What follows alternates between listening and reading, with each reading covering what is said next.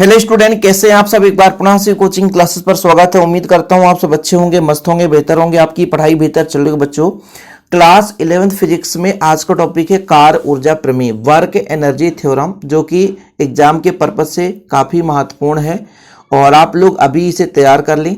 इसके पहले हमने जो भी वीडियोज लेक्चर प्रोवाइड किया है वो आपको प्लेलिस्ट में मिल जाएगा, तो आप जाकर देख सकते हैं। चलिए शुरू करते हैं बच्चों। कार ऊर्जा प्रमेय है क्या? देखिए, कार ऊर्जा प्रमेय मतलब किसी वस्तु पर कार्य होगा तब वो जो कार्य है एक प्रकार से परिणित ऊर्जा के बराबर है। देखिए ना, कार्य जो है ऊर्जा के बराबर है। वैसे ऊर्जा किसे कहते हैं? कार्य करने की क्षमता को। जैसे हम बोलते हैं कि भाई किसी वस्तु पर बल लगाते हैं तो उसके स्थिति में परिवर्तन हुआ, मतलब वो गति करा, तो कहीं ना कहीं उस पर कार्य हुआ तो उसके ऊर्जा के परिवर्तन के बराबर ही होगा। यही कार्य ऊर्जा प्रमेय है। थोड़ा समझने की कोशिश करेंगे।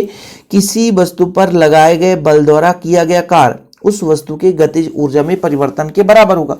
क्योंकि ये चीज तो आपको पता है कि ऊर्जा है क्या? कार्य करने की क्षमता। अब किसी वस्तु पर कार्य किया जाएगा उसकी स्थिति में परिवर्तन होगा। जैसे मैं मान के चलता हूं एक वस्तु है जो यहाँ की प्रारंभिक वेग u से गतिमान है। मान के चलता हूं पहले ये जो वस्तु है वो यहाँ पर है बच्चों। यहाँ पे मैं एक वस्तु बनाता हूँ, एक वस्तु यहाँ पर है, ठीक है, और इसका प्रारंभिक वेग आपका u है। क्या है? u है। अब ये जो है आपका गति कर रहा, लेकिन जैसे इस पर बल लगाया जाता है, जैसे इस पर बल लगाएंगे बच्चों, बल लगाएंगे तो इसकी स्थिति जो है बदल जाएगी। मान लीजिए वस्तु यहाँ पर आ गया और जब वस्तु यहाँ पर आएगा तब इसका कहीं ना कहीं वेग भी बदल सकता है। तो वेग हो गया v, ठीक है, वेग क्या हो गया? v। अब इन दोनों के बीच जो विस्थापन हुआ वो विस्थापन s हो गया। और जैसे ही वेग में परिवर्तन होता बच्चों तो कहीं ना कहीं त्वरण उत्पन्न हो जाता है। क्या होगा? त्वरण। वो त्वरण जो है वेग में परिवर्तन की दर को हम कहते हैं त्वरण। अब ये तो सबको पता है कि यदि ये वस्तु यहाँ पे गति कर रहा था, यदि वस्तु प्रारंभ में गति कर रहा था तो यहाँ पे कुछ ना कुछ ऊर्जा रही होगी, वो गतिज ऊर्जा, जो कि गतिज ऊर्जा होता बच्चों 1/2 mv²। लेकिन वेग यहाँ पर u है तो ये हो जाएगा। फिर जब इस पर बल लगाया गया तो उसके वेग में परिवर्तन हुआ तो यहाँ पर जो गतिज ऊर्जा होगी वो 1/2 mv²। अब कार्य ऊर्जा प्रमेय ये कहता है कि जैसे इस पर हमने बल लगाया तो कार्य किया गया और ये कार्य इन ऊर्जाओं के अंतर के बराबर है कि पहले कितना ऊर्जा था फिर कितना ऊर्जा हो गया, उन दोनों का डिफरेंस। भाई ऊर्जा ही तो कार्य का परिणत रूप है। जब तक ऊर्जा नहीं लगेगा उस पर कार्य कैसे होगा? तो कहीं ना कहीं प्रारंभिक ऊर्जा इतनी थी और लास्ट में ऊर्जा इतनी थी। इन दोनों का डिफरेंस जो है वो कार्य के बराबर होता है। इसको हमको प्रूव करना है। अपने थ्योरम में यही आपको प्रूव करना है कि अचर बल द्वारा किया गया कार्य जो है वो वस्तु के गतिज ऊर्जा में परिवर्तन के बराबर है। यानी इस बल द्वारा जो भी कार्य किया जाता है इसके गतिज ऊर्जा में परिवर्तन के बराबर है। हम यहाँ पर मान सकते हैं बच्चों कि एक हमारे पास वस्तु है जिसका द्रव्यमान स्मॉल m है, ठीक है, प्रारंभिक वेग u से आपका गतिमान है। जैसे ही इस पर F बल का अचर बल लगाया जाता है या F परिमाण का अचर बल लगाया जाता है तो उसमें जो त्वरण उत्पन्न होता है स्मॉल a, और जो दूरी तय करता बच्चों वो आपका s हो जाता है और उसका वेग कितना हो जाता है v। अंतिम वेग भी कुछ ना कुछ होगा, वो आपका हो गया अंतिम वेग v। यहाँ तक क्लियर है? यहाँ तक कोई दिक्कत तो नहीं है? प्रारंभिक वेग, अंतिम वेग, सारी चीजें बच्चों कि जब हम किसी वस्तु पर बल लगाते हैं तो उसके वेग में परिवर्तन हो जाता है, विस्थापन भी भाई साहब होगा, उस पर त्वरण भी उत्पन्न होगा। यहाँ तक क्लियर है? और आप लोगों ने पढ़ा होगा न्यूटन की गति के द्वितीय नियम से। हमको प्रूव करना बच्चों, क्या प्रूव करना है? जो कार्य है वो गतिज ऊर्जा के डिफरेंस के बराबर है। ठीक है, यहाँ तक क्लियर? अभी तो फिलहाल जो मैं समझा रहा हूं, भाई किसी वस्तु पर कार्य करेंगे तो कहीं ना कहीं उसके स्थिति में परिवर्तन होगा। तो पहले जब गति ही कर रहा था तो पहले गतिज ऊर्जा कुछ और रहा होगा और बाद में गतिज ऊर्जा कुछ और रहा होगा। चलिए शुरू करते हैं अपन आगे की कहानी। तो चूंकि आप लोगों ने इतना तो क्लियर कर लिया कि भाई साहब m द्रव्यमान का वस्तु प्रारंभिक वेग v से गतिमान है, बल लगाएंगे त्वरण उत्पन्न होगा, कुछ ना कुछ दूरी विस्थापन भी होगा और वेग भी हो जाएगा। तब हम लगाएंगे न्यूटन के गति के द्वितीय नियम से।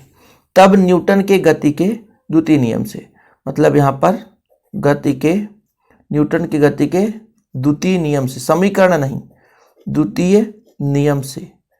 नियम आपका क्या है? F बराबर क्या होता है? ma, क्योंकि ये सबको पता है भाई, त्वरण उत्पन्न हो रहा तो F बराबर ma।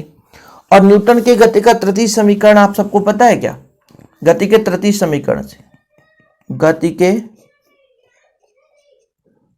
के तृतीय समीकरण से, तृतीय समीकरण। गति का तीसरा समीकरण कितना है, कोई बताएगा? गति का तीसरा समीकरण क्या होता बच्चों? v स्क्वायर बराबर u स्क्वायर प्लस 2as।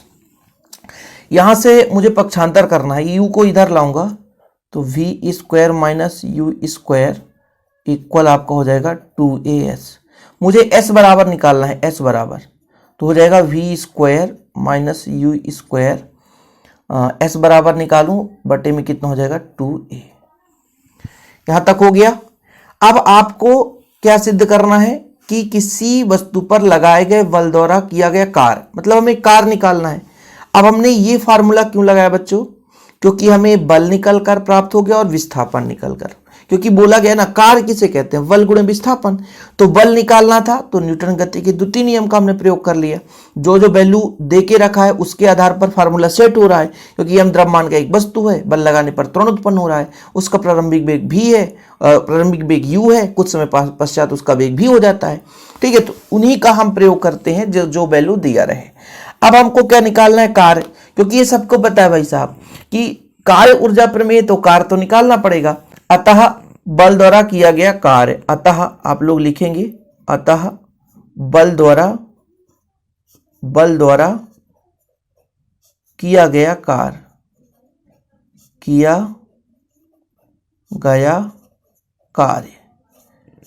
बल द्वारा किया गया कार्य बराबर क्या होता है बच्चों? W बराबर बताओ आप लोग। W बराबर होता है बल गुणे विस्थापन, बल गुणे विस्थापन। कार्य बराबर ही होता है बल गुणे विस्थापन। अब देखिएगा, ये W रहने दीजिए, बल का मान कितना आपका ma, सही है, और S का मान कितना है? v square minus you square upon 2a। यहां पे लोगों को कंफ्यूजन हो सकता है, ये u है बच्चों, ठीक है, ये क्या है? u है। अब a से ये आपका कट गया, अब आपका बचेगा कितना बचेगा? ये देखिए, ये W बराबर ये कार्य है, ये आपका हो जाएगा 1/2 सब में है तो 1/2 m, ये v का स्क्वायर है बच्चों, और इस पे हो जाएगा 1/2 m u का स्क्वायर। अब यहां से आप लोग जानते हैं कि 1/2 mv स्क्वायर क्या है, बताओ जरा?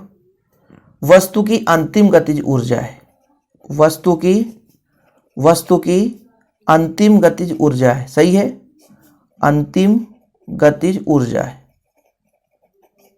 और बच्चों 1/2 mu स्क्वायर प्रारंभिक गतिज ऊर्जा है, प्रारंभिक गतिज ऊर्जा है। मतलब अंतिम में से प्रारंभिक घटाएंगे तो कहीं ना कहीं गतिज ऊर्जा में परिवर्तन हो जाता है, इसलिए W बराबर आपका गतिज ऊर्जा में परिवर्तन डेल के। ठीक है, अर्थात अचर बल द्वारा किया गया कार्य, अचर बल द्वारा किया गया कार्य मतलब W, ये किसके बराबर बच्चों? गतिज ऊर्जा, यानी वस्तु की डेल के मतलब वस्तु की गतिज ऊर्जा में परिवर्तन। यही हमको प्रूव करना था, यही हमारा कार्य ऊर्जा प्रमेय है। उम्मीद करता हूं बच्चों आप लोगों को क्लियर हो गया होगा। वीडियो पसंद आए तो लाइक करके शेयर कर दें, और ऐसे वीडियो पाने के लिए चैनल को सब्सक्राइब कर लें। डिस्क्रिप्शन पे ऐप का लिंक मिल जाएगा, शिव कोचिंग क्लासेस में आप है ना ज्वाइन करके नोट्स ले सकते हैं। बच्चों यदि आपका हैंड रिटन नोट्स व्हाट्सएप पे लेना है तो कॉन्टैक्ट नंबर है 9685299149, 9685292949। इस नंबर पर आप नोट्स बाय कर सकते हैं। ओके, जय हिंद, वंदे मातरम।